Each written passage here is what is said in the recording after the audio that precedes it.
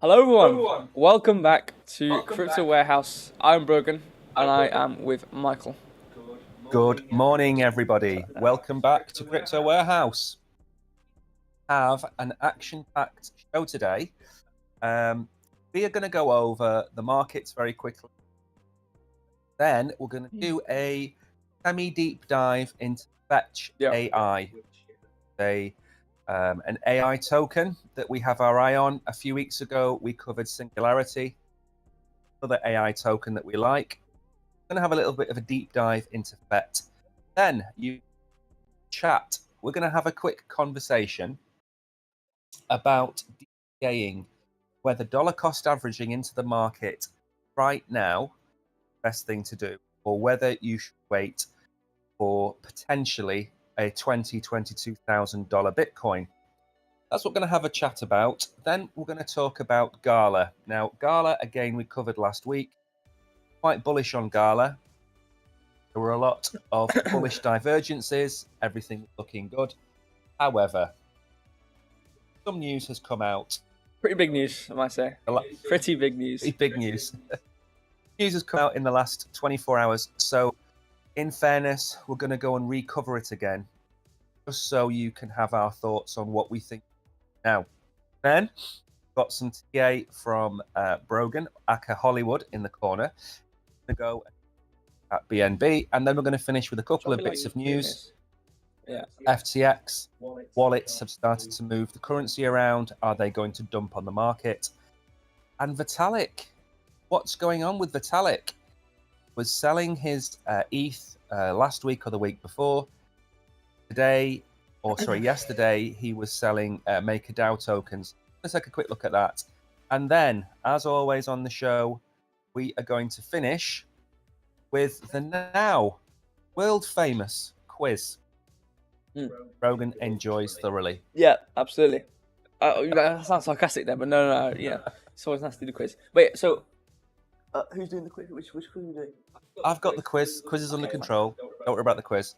What I do want you to do now, though, is have a quick look at the markets before we get into the fetch. Let's have a quick look at the markets and where we are. We'll read comment quickly, though. Adil says, good morning to Mike and Brian. Good morning, Adil. Seha, Xander, hello, everyone. Sorry, I'm going through it. Wait, what are you saying? Good. What? Markets. Let's have a quick look at the markets. We've had a fairly quiet weekend. We are range bound again.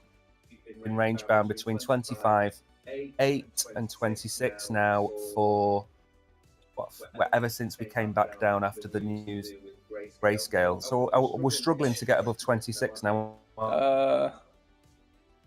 Bitcoin, yeah. We're like $20 off 26. Anyway, let's go through.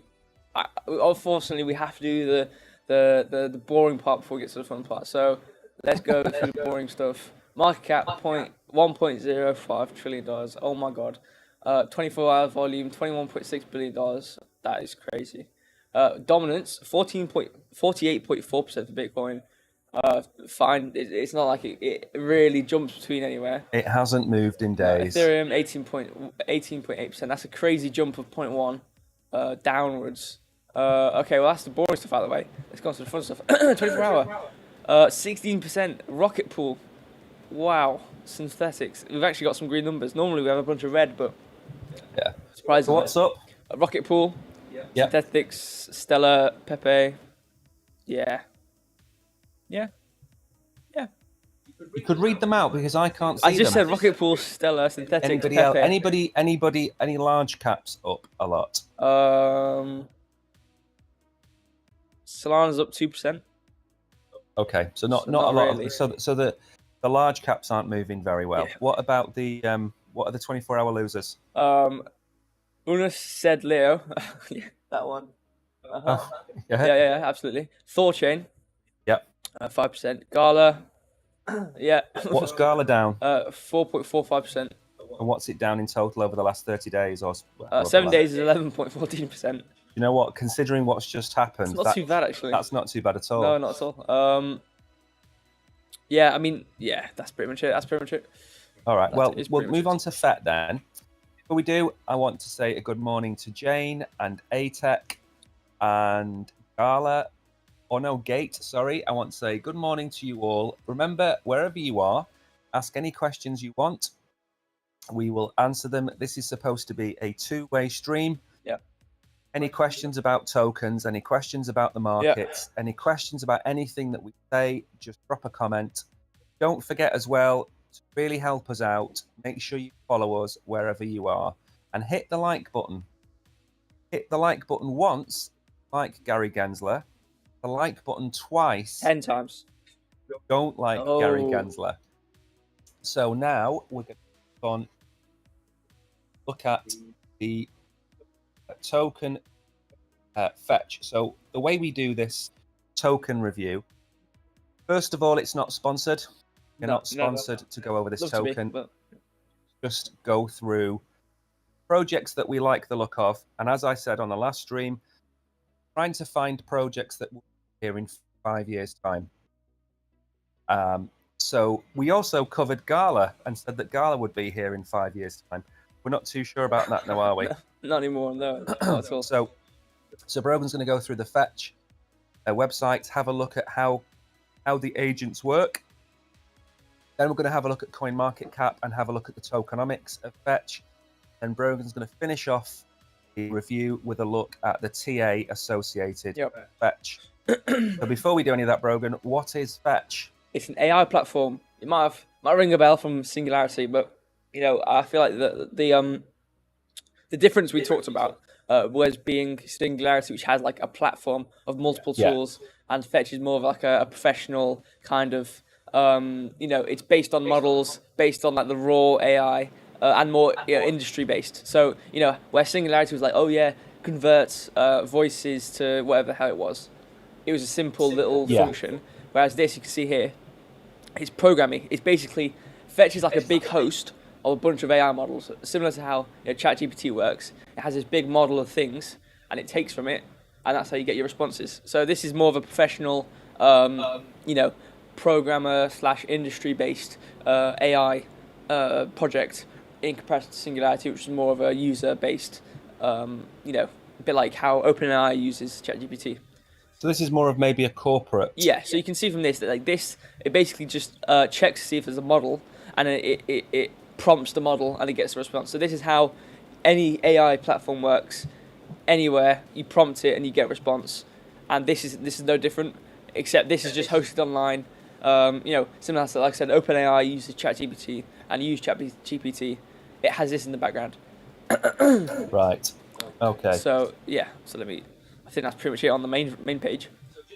Just now, I struggled when I was doing research on this. I was struggling to find actual, not use cases, because lots of use cases, but I was struggling to find companies using this. I could find the agents.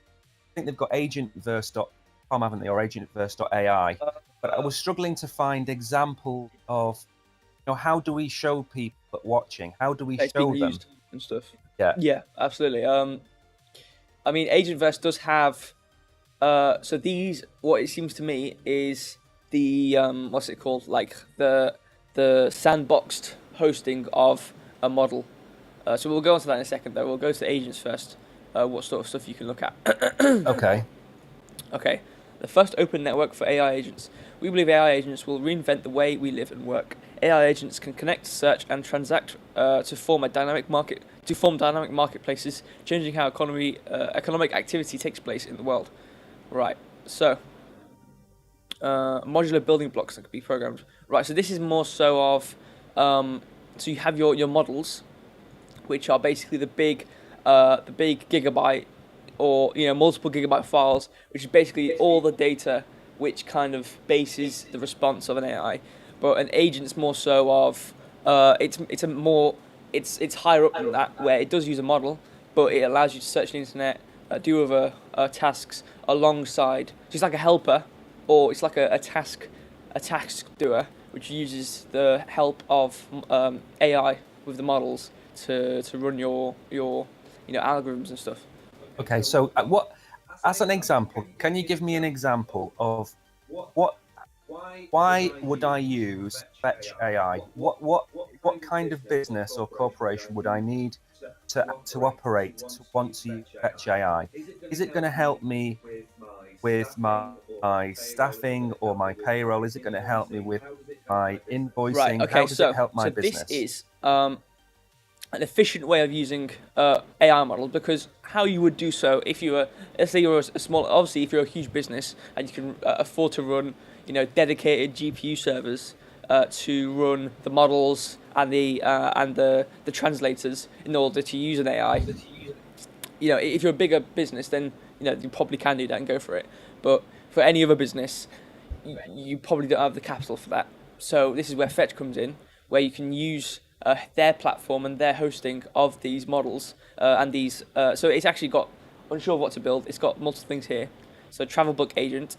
So I think well, actually we'll get into this. Obviously, the Asian verse. I didn't realize that was the same thing. But if you're a smaller business who doesn't want to host it yourself, and you're happy with it being an open area, a collaborative space for AI, then you use this because it's cheaper, and it probably is easy to interact with because it's got its own like what's it called? Like an SDK in a way. Right. Okay. So what this does is this gives like corporate level standard applications it to smaller businesses that otherwise wouldn't be able to afford the types of packages. Yeah, and like I don't think it's that expensive, so you could probably use it if you're a solo project, probably use it as well, because everyone's using the same model or the same models.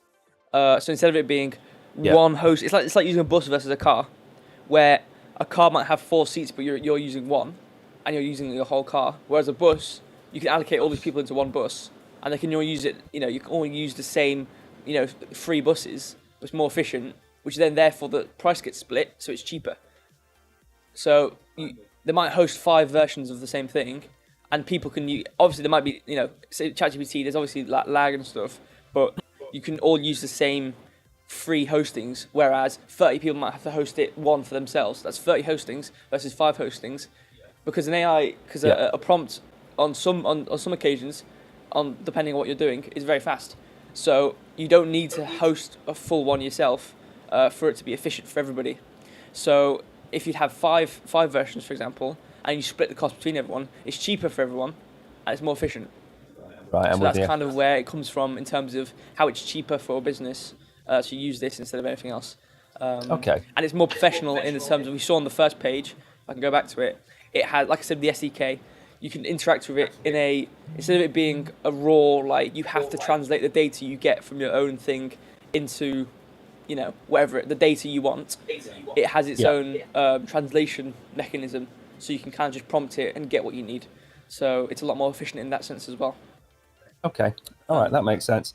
So what are you going to look at next? So just scroll through this, and I'm going to be honest, I haven't gone through this AI, and there's a lot of random text, so I feel like we should just scroll through it. Basically, that's the list of agents that are available from Fetch, and each one of them has a function that you can then call carry out your tasks. That's the way I've read that when I was looking at it. Oh, there we go. Further details, right? Yeah, I didn't, because I saw all these things. I didn't actually know what each one was. Alex. Yeah. Okay, so they're different model bases. So it seems like they only have one thing for now. Okay, so is this? So what I believe is this like a multi-purpose model? I feel like. Right. Okay. Yeah. So you can. Okay, that's fine. I understand that. So the way the revenue system works, as far as I'm aware, is that to make this decentralized, people around the world host these bots. Yeah. Different nodes. Yeah. And when those bots are used by you, who's trying to carry out market research, travel booking, whatever, they receive a percentage of the transaction. So you might pay 5 FET to carry out a transaction. That individual that runs the bot might get 2 FET for that.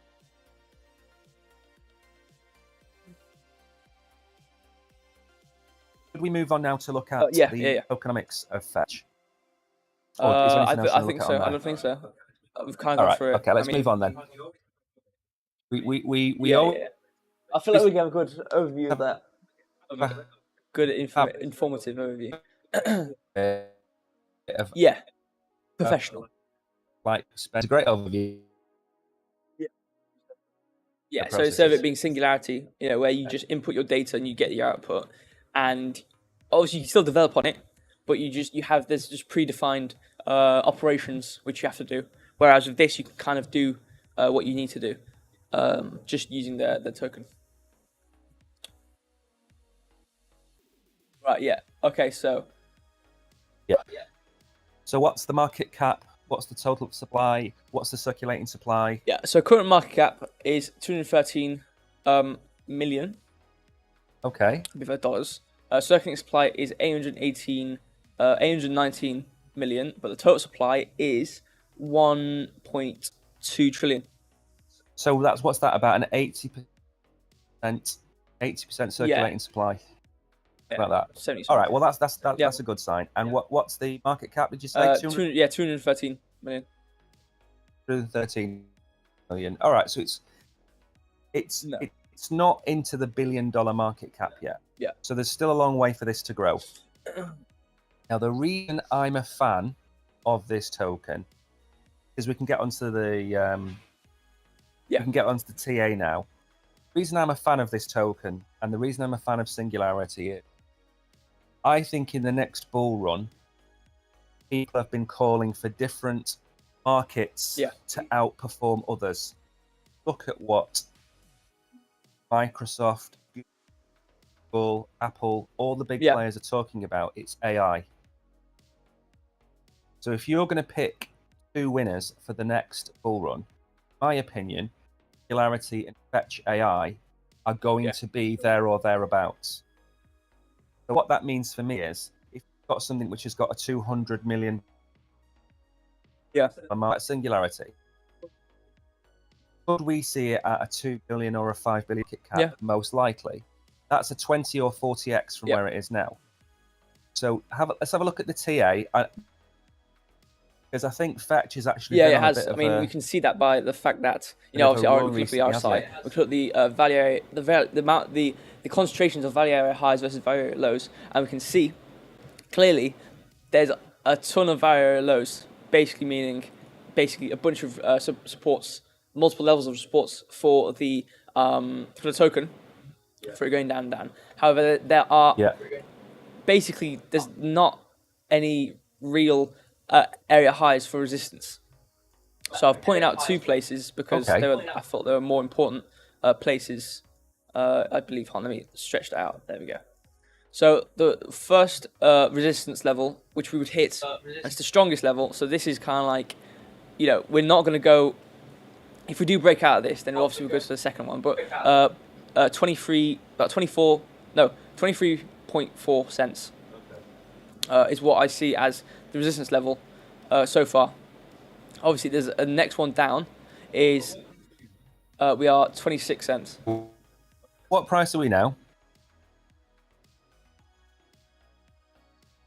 Yeah. Oh, right. Okay. Yeah. Right. So we're at 26 cents right now. There's not a strong value high, which I want to point out. So I'm not going to talk about that. But the 2 value lows I'm going to talk about are the 23 cents basically, and the 21 cents. But obviously, when it hits 23 cents, it's just going to hit that. And obviously, it's the strongest level. It's the strongest value low, so it's going to hit that and bounce off it. So the likelihood of it bouncing off it and then just going right through it, that just doesn't happen. So it's going to bounce off 23 cents, or where this 23.4 cents is the resistance. No, support, sorry, not resistance for this token. And what about prices did you give us on the way up? I mean, that's the thing. What prices did you give us on the way up? So what's the I mean, we're at the resistance level now, basically, if you want to look at it. Okay, and what's the next level up from where we are? If we break resistance, where's the next level up? So on the fib chart Oh, you want that one? Oh, okay, right, okay. Right. Yeah, okay. that's where we're looking next, at. The next resistance. Point of control doesn't work all the way up and all the way down. So where are we looking at? 34. That blue area. 34 cents. Which what? 26 to 34. So for 8. We are now about 30. Yeah. 30. As far as I can see, next target for me, break that level of resistance. Target for me is 33 cents. What I would say for all of these things, a disclaimer that we always put in is altcoins dance Bitcoin. Now, if Bitcoin drops to $22,000, majority of coins are going to follow. So if we manage to hold this level at 26,000. Yeah. Then we're going to look at moving up on the Okay. altcoins. So just go back in time on Fetch. What we looking at in terms of all-time high? It's weekly. Yeah, it's weekly. It's always just, I don't like this about the trading view is that it never like evens out the stretch. What's that pre? What the all-time high? You mean? Yeah. It might be this one. Yeah, just pick one of them. I know, the same thing. I'm zooming in to get 90 cents. 90 cents. We're talking about it going. Yeah. That. Long way off the all-time high. AI coin trying to grow, trying to get back to itself. But I do think we are looking at $5 billion. Well, we've had a suggestion, Bashavan. Look into Corgi AI when you get the chance. Corgi AI. All right. Corgi. We'll do that next time. Have a look at Corgi AI. Thank you. Yeah.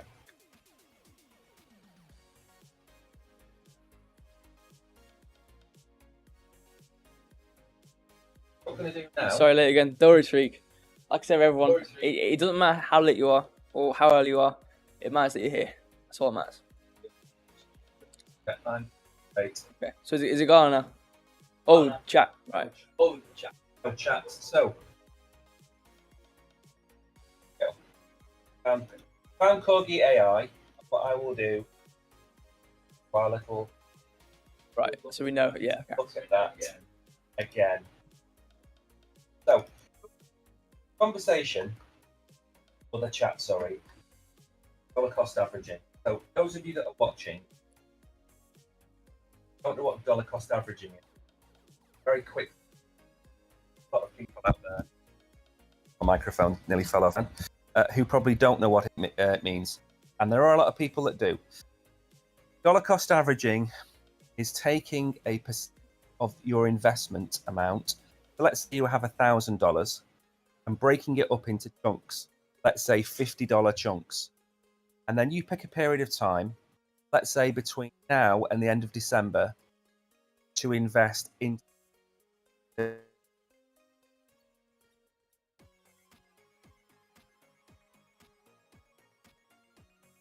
money, Bitcoin.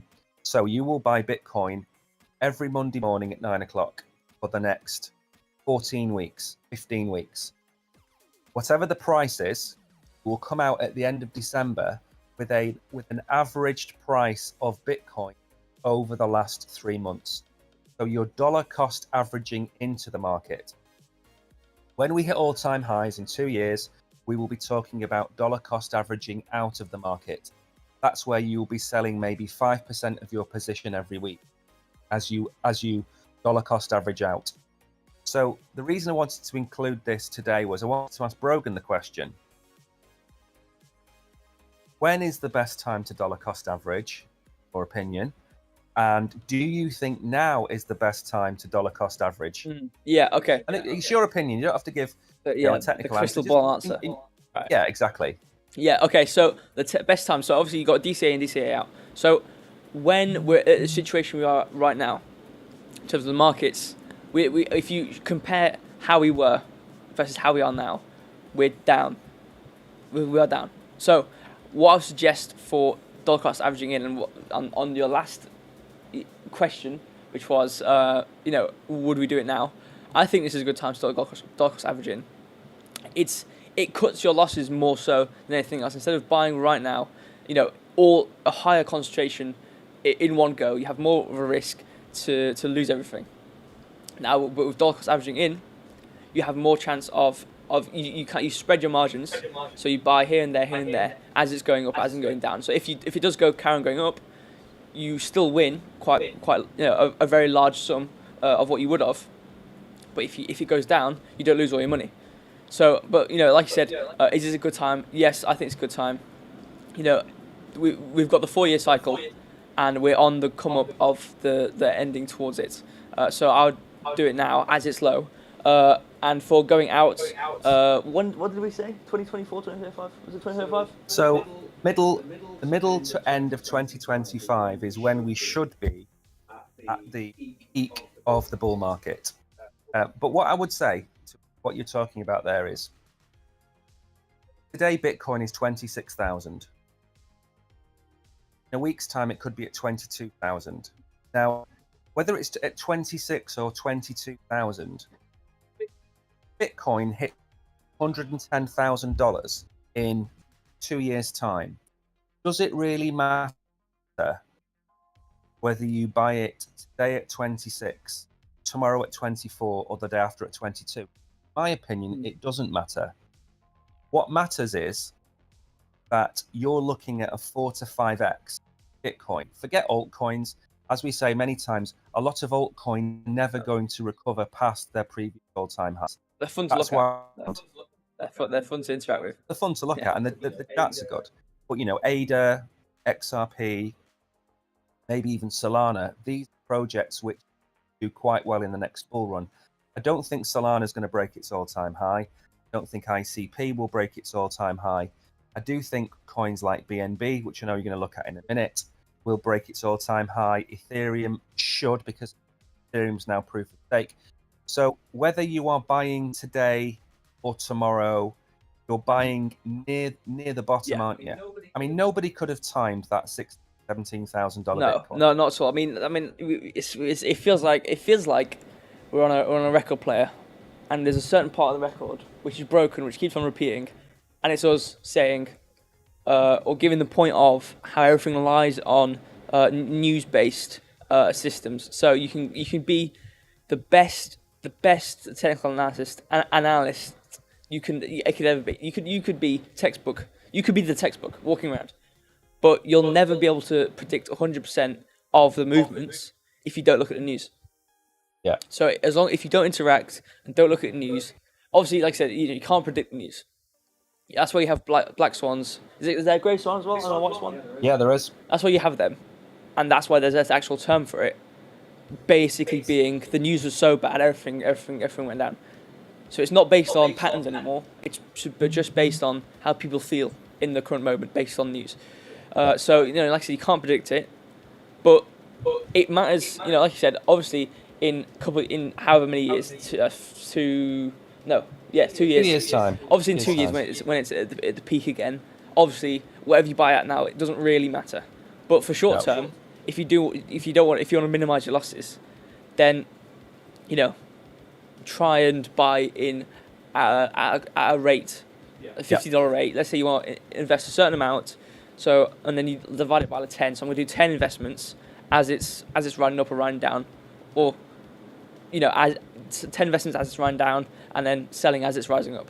To try and minimize if it did go one way or another, if there was news based. Just removes all the volatility from the market, doesn't it? Really. Right now we are at 11:30 already. So, do you want to go through Gala news and then look at the TA? Yeah, absolutely. So we'll do this quite quickly then.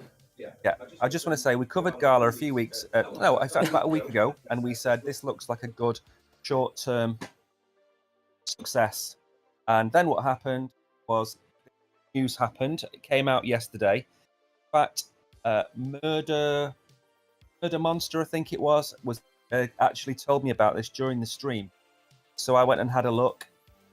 Right. And didn't this happen with another token we did? Singularity. I don't remember that. Probably had another. I no idea.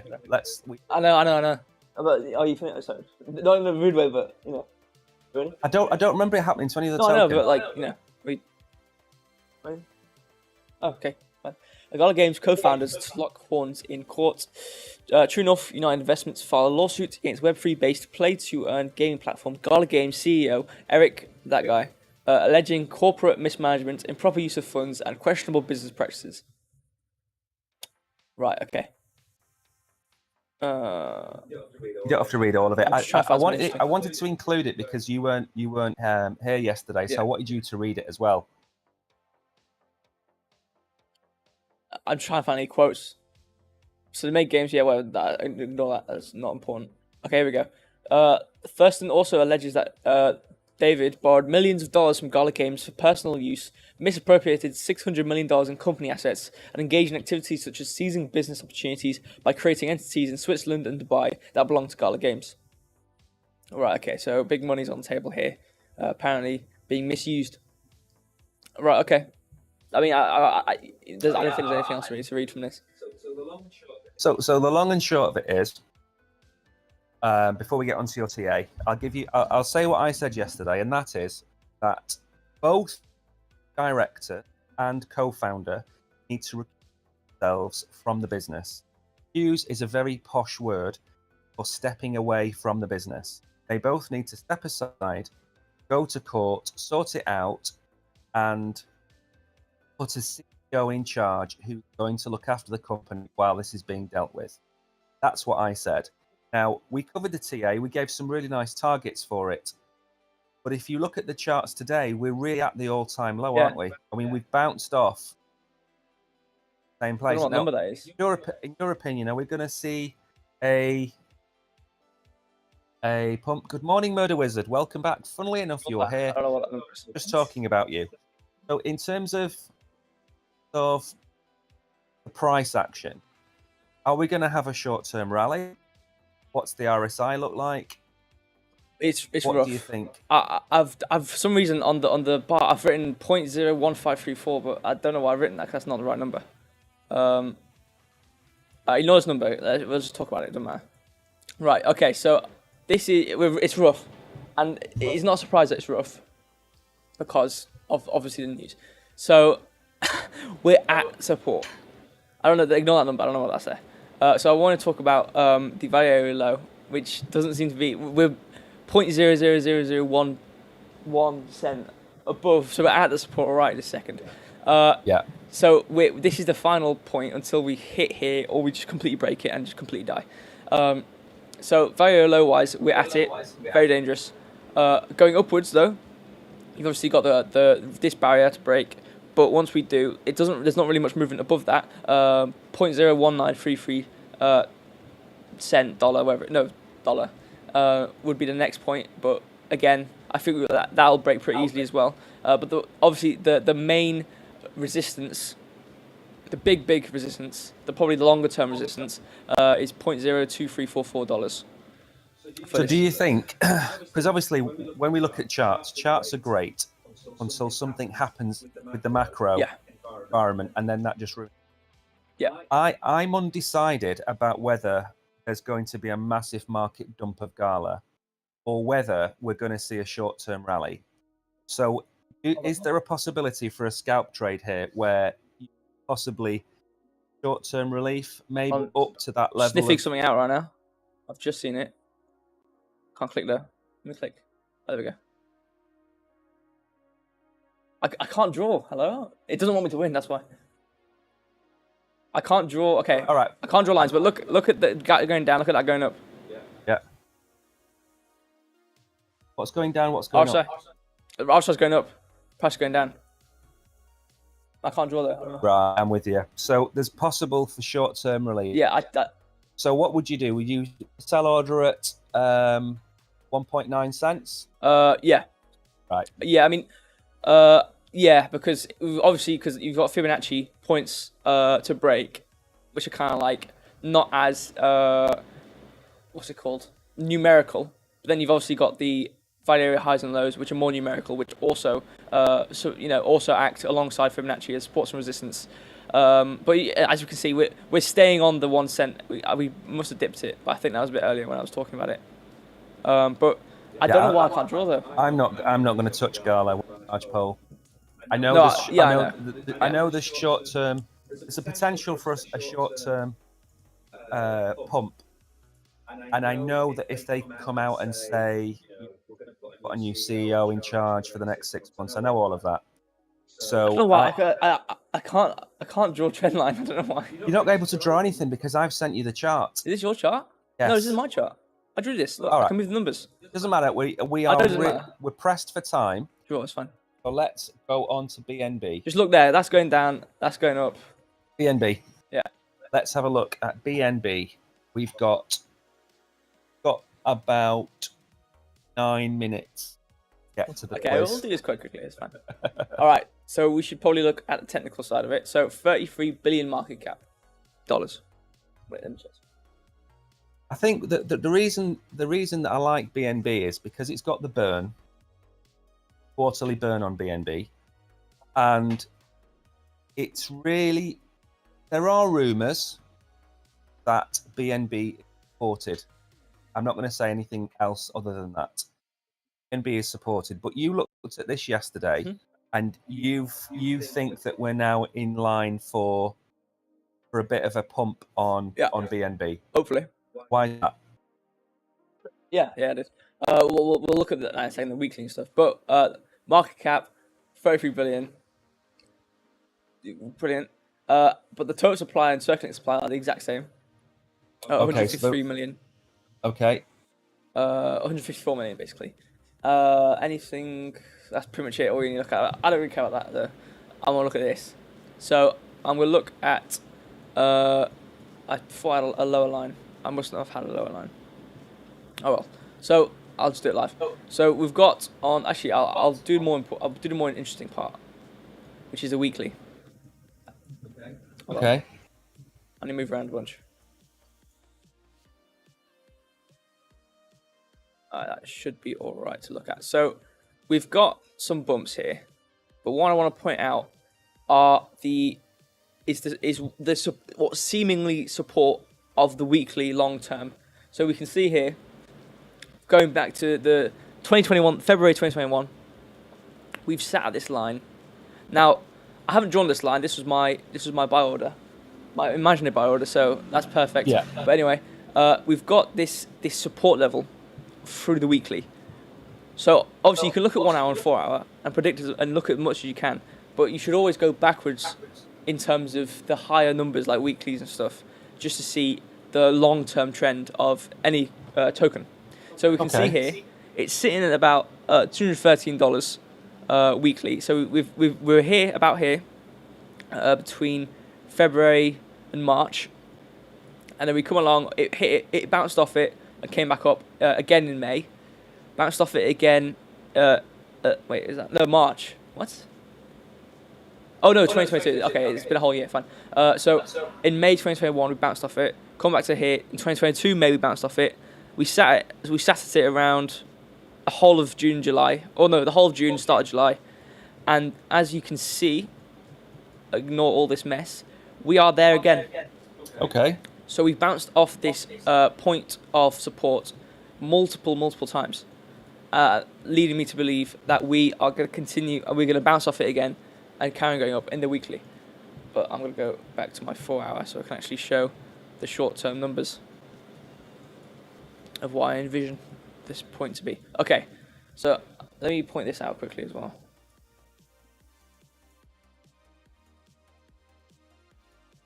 We are here. Okay, now I'm not going to point it out. All right, so what do I see the price levels being at? Quite conveniently, the short-term resistance level currently is about $217, which is directly on the red line. But you know, there's nothing to say because again, we don't have a strong enough very low for me to talk about it. We're going to stay within this red range, so we could go all the way. We could come all the way in the short term. Could go all the way back down to $203, which we have done before. Yeah. But in terms of breaking resistance and bouncing off, we'll basically be in this red range because this fire high lies directly on this what do you call it? This iteration of Fibonacci or whatever this. Yeah, this level. This level. That's one level. Yeah. So it lies directly on this level of Fibonacci. So you can kind of not write it off, but basically it's the same thing as saying we're going to stay in the red range of Fibonacci. If we do break that, again, very close to the next level to break of Fibonacci. I'm just going to say again, we're going to stay within the orange range. It feels like I'm not saying much of useful, but we're going to stay within the red range. And then when we're in the orange range, we're going to basically have the whole... What prices, not ranges, what prices are we looking at? So, you said 217? 217, yeah. 217. What's the next price up? Yeah, I was going to go on to that after. All right, okay. So, I mean, I was saying like it's very close to the next... the next level of Fibonacci, which is 220 about $225, $224.7. Right. Okay. It's the next level up, longer term. So what's that? Is that a 5% increase? Yeah, 10%. Yeah. And if we came back down to the bottom of your red fib level, Yeah. that's somewhere you would long from. Absolutely. Right. Absolutely. I mean, that because like I said, looking at the weekly, we're at the lowest point we've been at multiple times now. We've been there before and we bounced off it, which is luckily when you bought, you told me you bought it about $203. Yeah, I bought it 203. We've been there already multiple times. Like I said, we've been there more recently, which is this level of support. So we could come back down to there. So if we came back down to 203, we could look at a 3, 5, 10x long position from 203 back to 214. Yeah, about 217. Yeah. And then take profits at that. Yeah, absolutely. Or if we break that level, could be looking at 24, 225. Yeah. Right. Okay. Perfect. All right. Let's move on. That looks brilliant. Thank you for that. So that gives me some ideas because obviously I bought BNB at 203. Yes, I didn't realize that when I bought it, I just thought that the psychological level of 200 was going to hold. 203 is close enough. Yeah. I bought it 203. You can basically just like not even open your phone for the next 90 days. Right, we've got a couple of news articles to go through before the quiz. Let me get onto this. So the next one's to do with FTX. As we all know, FTX collapsed. Yeah. And we're now looking at the fallout. Got the fallout from Sam Bankman-Fried. Got the fallout from FTX. We've got the potential for FTX2. Yeah. How much money's moving around? $10 million. How many? $10 million. Is that it? I'll hopefully be a bit more if you read it. But anyway, let's go for it. Wait, what time is it? So we've got a minute. Yeah. FTX wallet shifts $10 million in crypto, sparking fear of token dumps to come. The transfer of millions in altcoins have ignited concerns of FTX creating a potential dump across the crypto markets. A wallet owned by the bankrupt crypto exchange FTX has moved $10 million worth of digital assets from the Solana network to Ethereum, sparking concerns it could be the beginning of a series of token dumps amid the exchange's bankruptcy proceedings. So these include $1.2 million of FTX token, $1.8 million worth of Uniswap, $1.3 million of Hexro, 550 of SushiSwap, and 260 of Frontier token. Right. Nothing really there of That's pretty much it. major importance. I think the biggest issue with regards to FTX is their stash of Solana. Like 8% of the total supply of Solana is held by FTX or something like that. So you're saying, so Really do we wait nice to chunk. fall into 203 range and buy? Well, there was no value area low between where we are now and the next level of resistance. Support, sorry. I keep getting them mixed up. I need to drill it into my brain, the words. The next level of resistance for the Fibonacci. So it could very well go down to $203 dollars in the coming days and weeks, wherever the time frame is going to be. I think what you've done is you've given people two scenarios. If it goes down to 203, it's a good position to long from. Yeah. If it breaks that level, 114, then that's a good position to get in to hold it for another 5% pump. Yeah, because we'll be at, so we're at the highest point of the low, so more than it could very well go back down to the low. But if we do break that resistance level, we'll be in the next range, which will then be the higher of the low. So then you'll be more than happy to buy, and you'll be pretty safe for the time being, unless it dabbles in this, that, and the other. Bitcoin dies, some bad news comes out, whatever happens, it'll come back down. Exactly. So don't forget, wherever you are, please give us a follow. It's very important. We're trying to get our numbers up. Also, smash the like button. That's important. And this is a two-way stream. Brogan is here. I am here. Have any questions like the one we've just been asked, feel free to ask in chat. We are not AI voices. We do exist. They're not computer-generated people. Brogan is real. If I came over there and poked him in the eye, try. We're real people. Next, and finally, we've got Vitalik Pumps. And I don't know what to make about this. I think he's saving up for a new house. He looks very alien. He doesn't look from this. He looks otherworldly. You know what my gran would say about him? Yeah. He needs a good feed. That's what he needs. Yeah, he needs a good he needs to meal. sort his haircut out as well. I think. Right, you read that. I'll be back. Leaving. See, this is how much he cares about you guys. He's leaving you already. We haven't even ended the stream yet. He's leaving. Ridiculous. Anyway, it's alright because I'm here and we're going to go through this article. Vitalik Buterin offloads MakerDAO holdings after CEO's Solana blockchain praise. What's going on? Ethereum co-founder Vitalik Buterin, he's left now, can't believe it, has offloaded his entire remaining stake in MakerDAO tokens after the project's co-founder praises Solana blockchain. The Ethereum mastermind has sold 500 tokens on that protocol, receiving 353 ETH, which is about $580,000. Marlene, hello, Brogan. Hello, Marlene. Hope you're doing very well. Abelina, hi, Mike and Brogan. Well, you're only really saying hello to me because he's just left. He's left the room, us by ourselves. So, you know, that's how much he cares about you guys. He's just completely left you. We haven't even ended the stream yet. He's not dedicated enough, unlike I am. So, but anyways, I'm here. It doesn't matter. The move was ostensibly in response to a blog post by MakerDAO co-founder and CEO Rune Christensen, which outlined the project's long-term plans for a re-implementation on a new blockchain called NewChain. Right, so so saying that, very logical why he's probably sold it. Let's move on to the NewChain. Fine.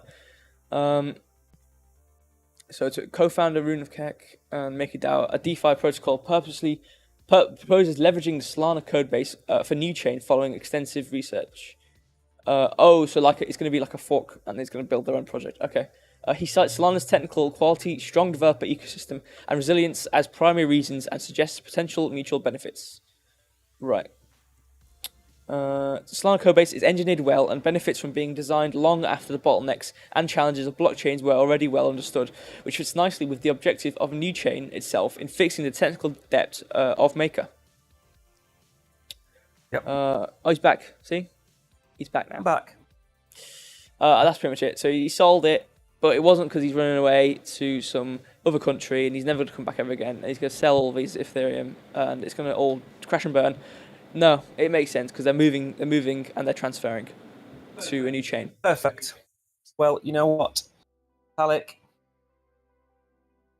I don't mind him. He likes Solana. I'm happy about that. And World of Warcraft. Exactly. If you look at sharding, Warlock. Look at what he's trying to do with Ethereum and sharding. Shards are what Warlocks have in World of Warcraft. Makes a lot of references to Warcraft in Ethereum, and in fact, he was playing Warcraft when he came up with several of his ideas for Ethereum way back when. Now then, that time of the day, the fabled, the now renowned, world famous quiz. So wherever you may be, the world. We are going to ask you these questions. What chart? I feel like we should have a chart in the background. I don't have both of our cameras up because we don't have a camera. What chart? Should I bring a chart up? I feel like it'd be useful if I had a chart in the background as we're doing this. Should we do Binance or? Oh, God. It's been ages since I said it back. Just bring up the bubbles. Yeah, the bubbles. Bubbles are always a good thing to have open. I'm going to ask you a few questions about. Marlene, I am hiding today. I've hurt my back again. So rather than streaming from the office, fortunate home because my back sore again today. Yeah, there you Brogan go. has brought up all the pretty bubbles now. So I'm going to ask some questions. Are you my banana now? Well, first, nah, that's alright. like if you want. I can't break it. Look at that. And the stub's really small. We'll begin.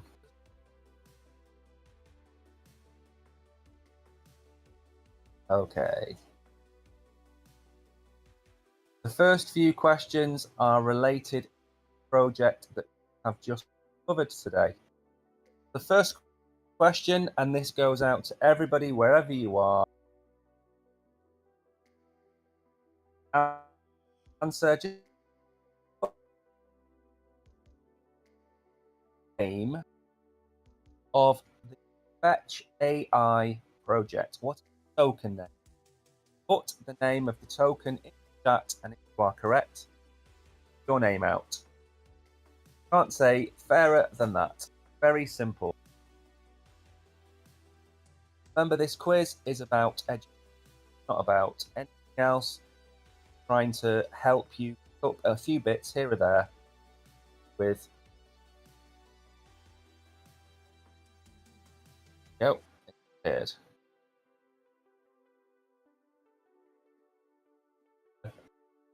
Marlene, I'm a big fan of the really expensive apples. Yeah, I love to eat apples as well. Lovely. So, what is the token name of Fetch AI?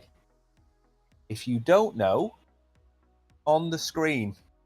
I was actually looking for it. I can't find it. I can't see it. No, not that screen. You plum. Look at the agenda on the right-hand side, Oh, where it says token FET. So, congratulations to all of you who got that right. Answer is, of course, FET. FET. That is the token name of the Fetch AI project. As we said as well, they're not sponsored by Fetch. Pick projects that we think will be here in about 5 years' time. Maybe towards the end of the next I'm back. one after this one. So call me Rolex, congratulations. Paul, just Paul. Addy, Jesterly, congratulations. Anonymous, for all winners. Next question. Remember, just put the answer into chat wherever you are, and we will read out your name. So the next question is, Do Hangman.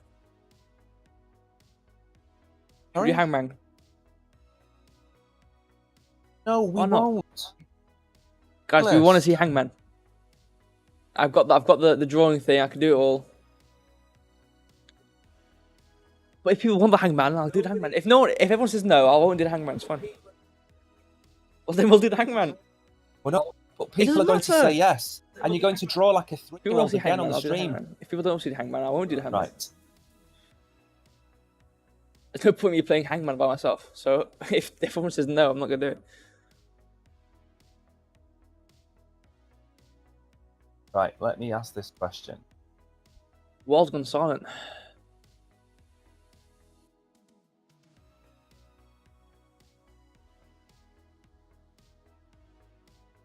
Oh, this is so hard to type these questions in his face. Okay, question is the market cap of Fetch AI $400? That true or false?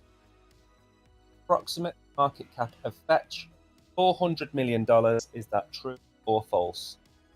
By the way, I'm getting restricted in group. That's why yesterday messaging. Right, message was deleted. Yeah, okay, yeah. We need to sort that out. We're looking at different. I'm not saying anything. Yeah, don't worry. We're looking at different fixes for that options. And we are arranging it now. Stop. So yeah, don't worry. It is very annoying though. I'm just saying. It's completely stupid. I don't get it. I don't know why I do that. Don't know why I do that. Tariq, you are wrong. Tariq got He's that just wrong. infected everyone else with his answer as well. I know. That hurts me in my feels that Tariq got that wrong. Not listening to me, and I thought He came Tariq late though. was He always... came late to be fair. But Tariq did send me a project that we're going to cover called Vulcan. Right. I'm going to have a look at that for him. He sent me that across. See, sorry, late. See, he came late. You know, he's got a fair excuse. You know, can't say fairer than that.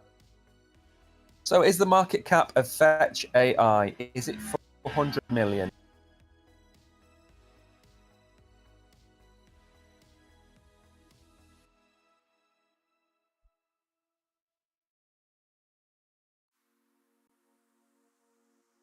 and the box is straight off my screen, so I can't say. The answer is false. Its approximate market cap is nearer to 200 million than 400 million. So those of you that said true, you were wrong. Fortunately, I can't name the winners. You know who you are.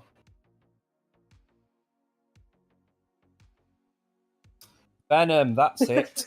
Not Vulcan. Senior 97, I need 1 Bitcoin. Yeah, we all do, don't we?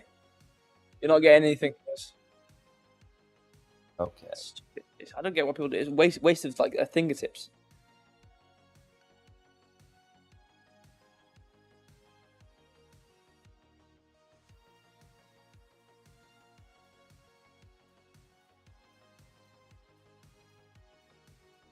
So, 3 billion tokens. Is that true or false? Total supply of fetch AI tokens. Billion. Is that true or false?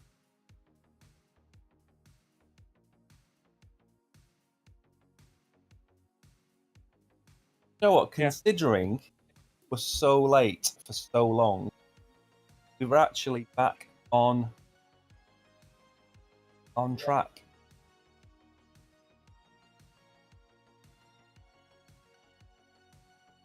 Total supply of FET is 3 billion. Is that true or false? Don't forget, wherever you are while playing the quiz with us, give us a like, give us a follow, and more important than any of that is say hello in chat. Yeah. Ask questions. Yeah. Ask questions. We're here. Exactly. It's live. This is reason live streams are made. So you can ask questions. If not, we'd be doing videos.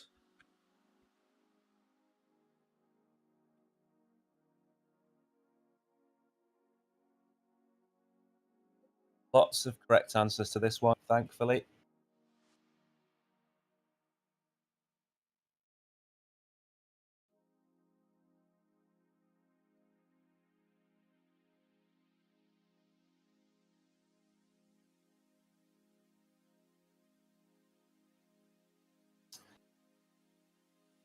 Congratulations to all of you that got that right. The answer is false. The total supply of FET is 1.1 billion, not 3 billion. So congratulations to all of you who got that right. Now, we're not going to ask any more fetch questions because Tariq was late. He doesn't know the answers. He's saying BNB to everything that we're typing. So we're going to skip on and ask some different questions. Bear with me while everything else loads.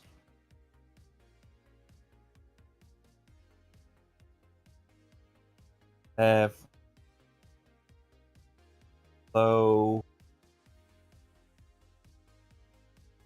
Everything. Right, okay, next question.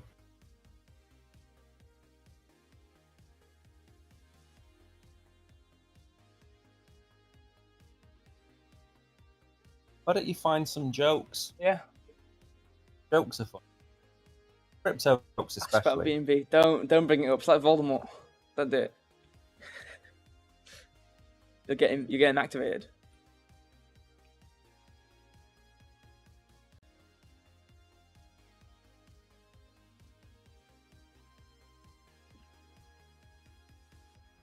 Okay. This is related to one of the topics covered today. And that is... Done it. You've done it. It's too late. It's over.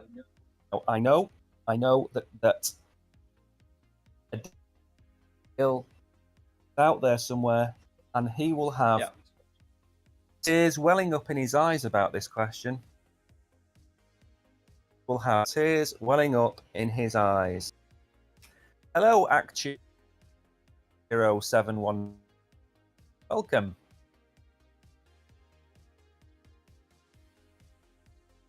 As we are not pre-recorded. Hold on. Your mic's bad. I'm gonna restart. The mic is terrible, apparently. Yeah. Wait, speak again. Testing. Move your mic closer. What? Have you moved your mic? for it.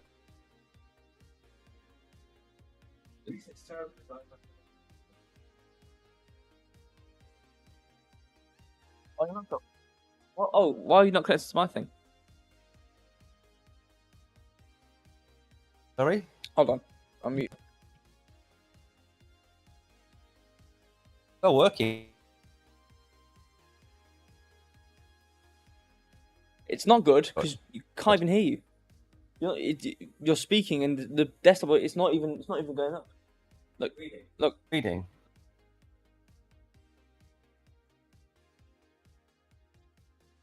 Right. Okay. Doesn't matter.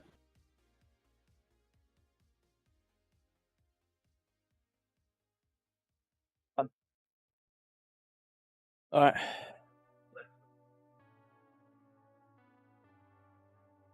Question. Oh. I've done the last question. So you do the close out. All right. Yeah. That was the last. Okay, fine. Yeah. All right. So his mic's acting up. I don't know what's going on. Mike's mic is Mike. Mike's Mike. Anyway, thank you all of you for watching. Yeah, we had internet problems or whatever's going on. Marnie, thank you for pointing it out. Don't know what's going on there, but that was the end of the quiz. I can't hear you. It's from my side. No, Mike's mic. My mic's really loud. Mike's mic is. I don't know what's going on. We'll fix it for next stream. It only happened like really quickly. Mike's mic not working. But so I'm gonna have to do the outro. I know it's a really inefficient outro because I haven't even said it yet. But thank you all so much for watching, being here. Doesn't matter when you came in. If you've just come in now, thank you for clicking. Thank you for coming on. Thank you for being here. That's the most important part about it. It's not, if you answered all the questions right or answered all the questions wrong. If you understood it or not, hopefully we educated you. If you didn't, but thank you so much. I'll be back on Thursday. He'll be back tomorrow.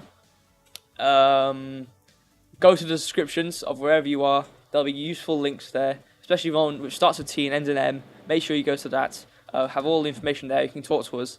And yeah, hope you have a great rest of your day. Thank you for being here. Really appreciate it. And we're gonna go now. So thank you. Bye bye.